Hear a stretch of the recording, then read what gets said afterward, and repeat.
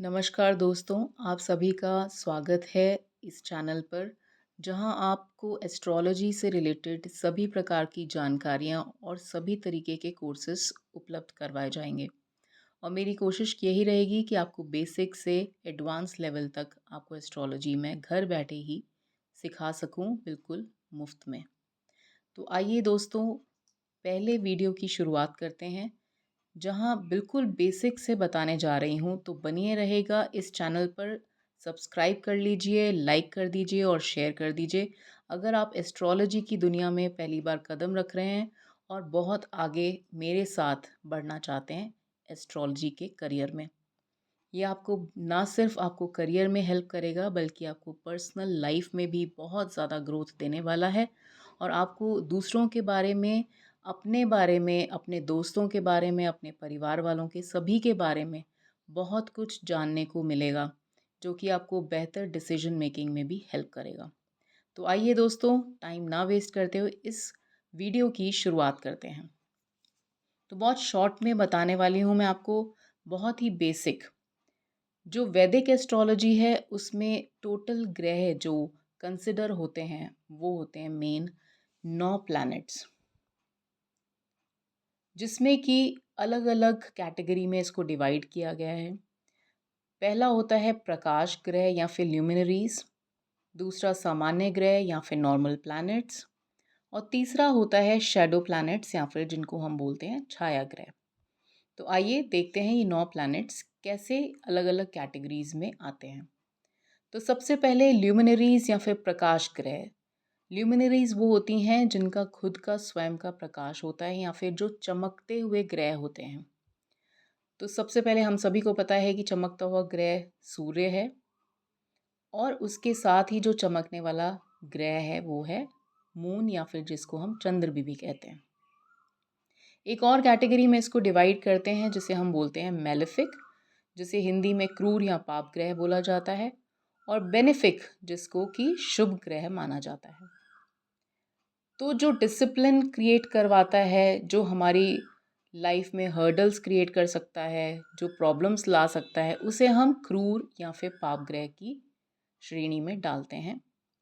जो हमें लाइफ में काफ़ी दिक्कत परेशानी भी दे सकता है, या फिर काफ़ी स्ट्रिक्ट पेरेंट की तरह बिहेव करता है, उसे हम क्रूर या फिर पाप ग्रह की श्रेणी में रखते हैं। दूसरा होता है बेनिफिक, जिसे हम शुभ ग्रह भी कहते हैं, जो कि हमारी लाइफ में ग्रोथ, प्रॉस्पेरिटी लेकर आने वाले ग्रह होते हैं। तो सूर्य को मेलेफिक की श्रेणी में डाला गया है, और मून जो कि चंद्र है उसे बेनिफिक के रूप में जाना जाता है। आइए अब देखते हैं नॉर्मल प्लैनेट्स, जिन्हें हम सामान्य ग्रह बोलते हैं, जिसमें कि शुभ ग्रह बेनिफिक प्लैनेट्स होते हैं मरकरी, हिंदी में इसे बोलते हैं बुध, जुपिटर जिसे हिंदी में हम गुरु या फिर बृहस्पति भी बोला जाता है, और वीनस जिसे हम शुक्र भी बोलते हैं। दूसरा आता है मेलेफिक या फिर पाप ग्रह, जो कि मार्स यानी कि मंगल, और सैटर्न जो कि शनि के रूप में जाना जाता है।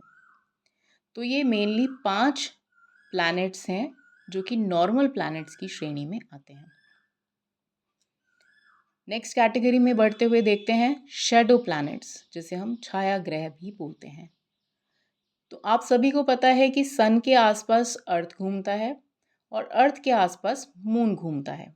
तो इनके जो ऑर्बिट्स आपस में टकराते इन द सेंस वर्चुअल नहीं, लेकिन इमेजिनरी जब टकराते हैं तो उसके नॉर्थ नोड और साउथ कोड नोड को राहु और केतु रिस्पेक्टिवली बोला जाता है, जिसे हम शैडो प्लैनेट्स या फिर छाया ग्रह भी बोलते हैं।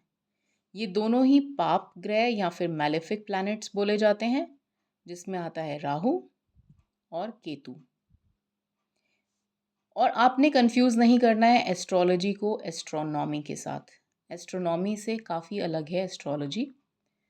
एस्ट्रोनॉमी में नेपच्यून और यूरेनस भी इंक्लूड होता है, जबकि एस्ट्रोलॉजी में नेपच्यून या यूरेनस का कोई संबंध नहीं है।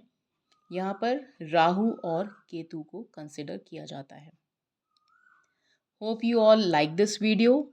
नेक्स्ट वीडियो में और डिटेल से बात होगी कि इसके स्थान कौन से हैं इन प्रकाश ग्रह और नॉर्मल प्लैनेट्स या शैडो प्लैनेट्स के, क्या क्या कारक हैं इनके, क्या मतलब होते हैं, क्या रिप्रेजेंट करते हैं, ये सभी विस्तार में जानकारियाँ आपको मिलेंगी नेक्स्ट वीडियो में, जो कि मैं कल इसी समय अपलोड करूँगी।